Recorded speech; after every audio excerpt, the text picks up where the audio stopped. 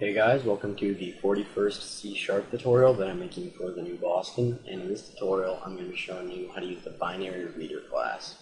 So all you're going to need for this tutorial is two buttons, an open and a read button, and also you're going to need a text box.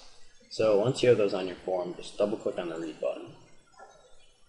And as you can see right here, this code, it just creates a new open file dialog, and it will check to see if the open file dialog, or if the user actually opens the file. If they do, it will enable this read button right here, and then it will set this string path equal to the path of the file that the user opens. Alright, so once you have that typed out, make sure that you have the using system.io up here, because the binary reader is in the system.io namespace, and we need to be referencing it. So once you have that all ready, you're just going to want to type out BinaryReader, and you can name your BinaryReader anything you would like. I'm just going to call it BR for BinaryReader, and then set it equal to a new BinaryReader. And it calls for a stream right here, so we're going to have to do file.openRead, and then we're just going to type the path to the file that we opened in the open file dialog.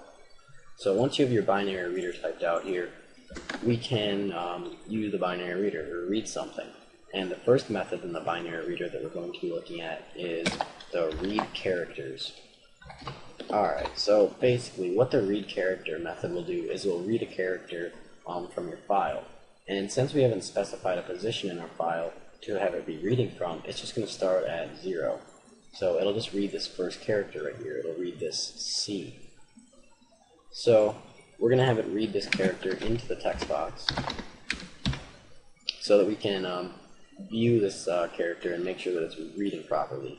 And since this method returns a character, we're going to have to use the .toString method so that it will convert it into a string. And then we're just going to want to dispose of our binary reader so that we don't get an error saying like file already being used but in the process. So once you have that all typed out, just go ahead and debug. And as you can see right there, the read button is disabled, and until we open a file, it will be disabled. So now that we open the file, we can now read the file, and we should just be reading this C character right here. Yep. And say we want to read this A character right here. Well, we're just going to have to tell the binary reader to read at this offset 10. So we're going to go up here, and we're going to say br.basestream.position equals the position that we want it to read from. And don't get mixed up here. This is in hexadecimal, not decimal. So this isn't 10. This is 10 in hexadecimal. So we're going to have to do 0x 10, because this will represent that it's hexadecimal. So now we should have it read A when we click this button, because it will navigate to this position, and then it will read this A character, or read one character. So now when we click read, we should just get A. Yep. And if you want to read multiple characters, like say we want to read Adam right here, or Adam, then we can do the read characters method. And this will return a character array. So instead of just doing like a .toString here, we're going to use a for each statement to go through each of the characters in this character array. And then we're going to print out each of the characters in this character array into our text box.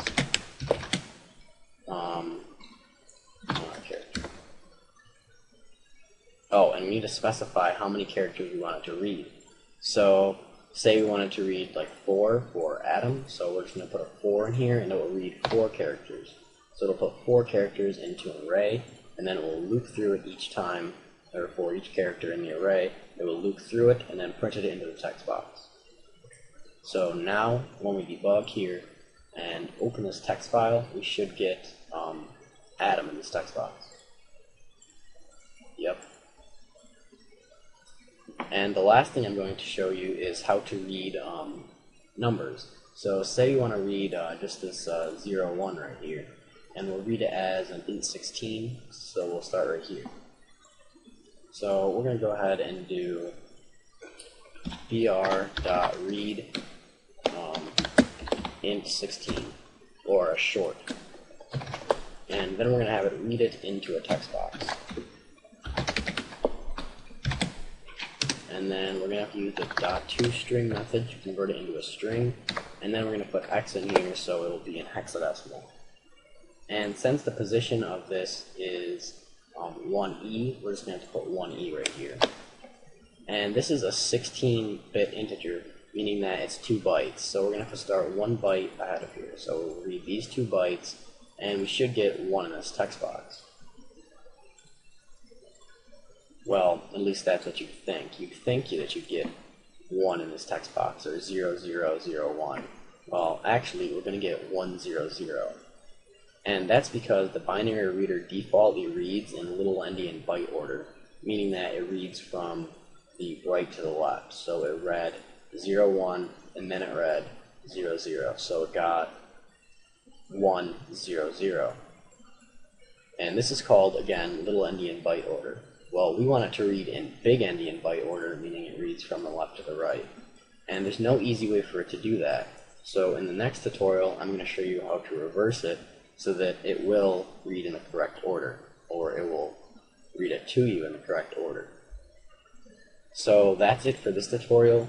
In the next tutorial, like I said, I'm going to show you how to read it in the correct order. So, see you guys.